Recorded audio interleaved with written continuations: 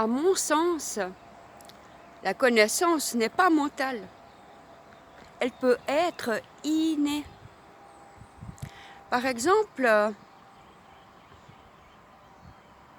j'ai toujours su que dans cette vie, sur cette terre, je ne me marierais pas. Je savais aussi que j'allais devenir maman jeune. Mais est-ce que cela est une programmation? Car ma maman m'a éduquée seule. Est-ce un copier-coller? Ou un programme? Ou est-ce un contrat que mon âme a conclu pour cette vie? Par exemple, je savais aussi qu'à 16 ans, il allait m'arriver quelque chose. Et à 20, là j'ai eu ma fille. Je ne sais pas toujours si c'est du positif ou du négatif qui va advenir. Mais il y a des dates comme ça, des corrélations qui font que. Je savais que à 33 ans, il allait également avoir quelque chose. Et là, j'ai rencontré mon géniteur terrestre. En 39-45. Période de transition. Dans l'année de mes 44 ans aussi.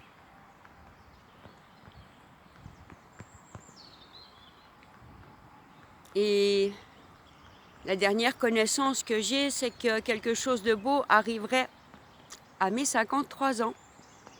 Et nous y sommes.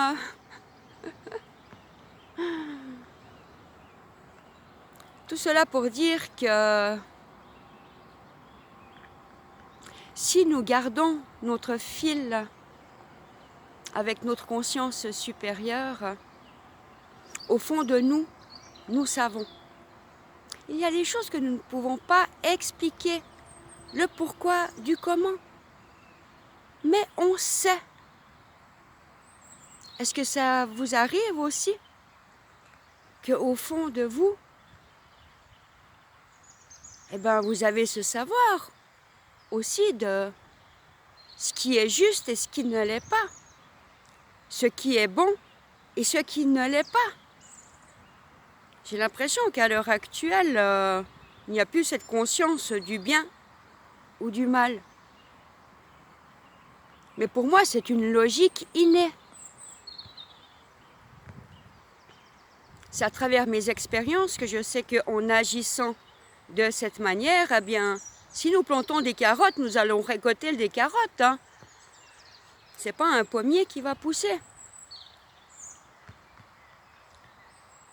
Et ceci va pour tout.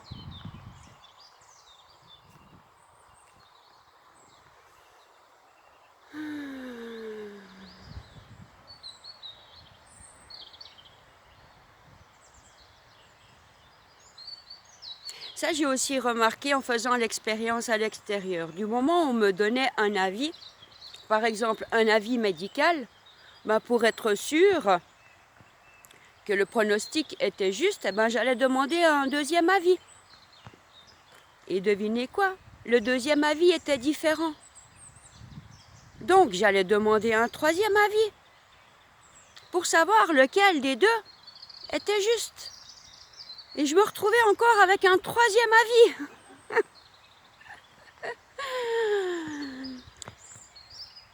Car oui, la vie des gens, c'est la vie des gens. Et c'est cela qui m'a beaucoup fait toujours chercher la solution et les réponses en moi. Car personne d'autre que nous-mêmes peut savoir ce qui est bon pour nous.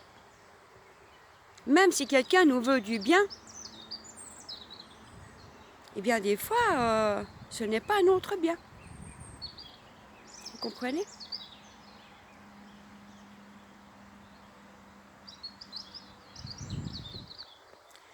Si je serais en train d'ascensionner à l'heure actuelle, je pense que je serais la ladies pour remettre au point zéro la dualité.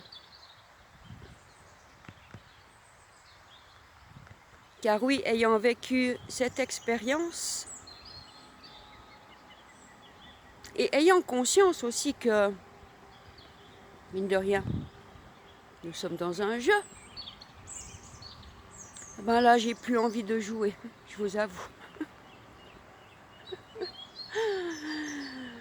Ce n'est que lutte, que combattre, de toujours donner son avis différent et pour finir en voulant le bien des autres, c'est encore moi qui passe pour la méchante.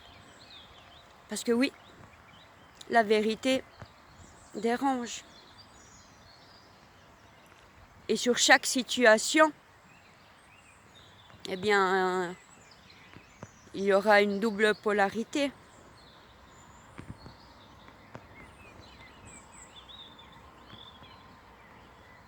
Rien qu'entre les hommes et les femmes, nous voyons bien que nous ne percevons pas le monde de la même manière.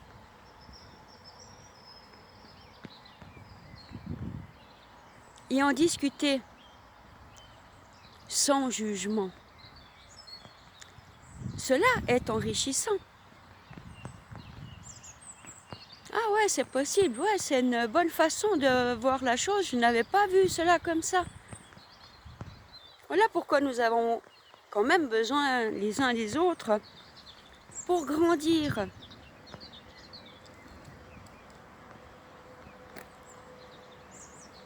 Aimer, voir, accepter, partager, ce n'est pas adhérer à tout. C'est avoir le choix, se positionner et rester droit dans ses bottes. Pas toujours évident quand c'est des personnes plutôt, nous dirâmes, gradées, comme des professeurs, comme des médecins, comme des scientifiques, comme des... Mais à chacun son savoir.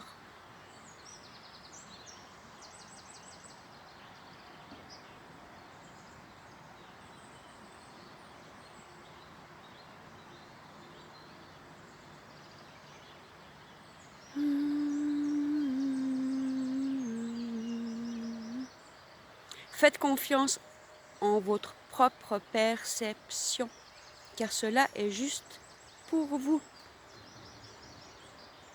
Sinon, vous risquez bien de rentrer dans le rêve, l'idée et la vie de quelqu'un d'autre. Bonne journée!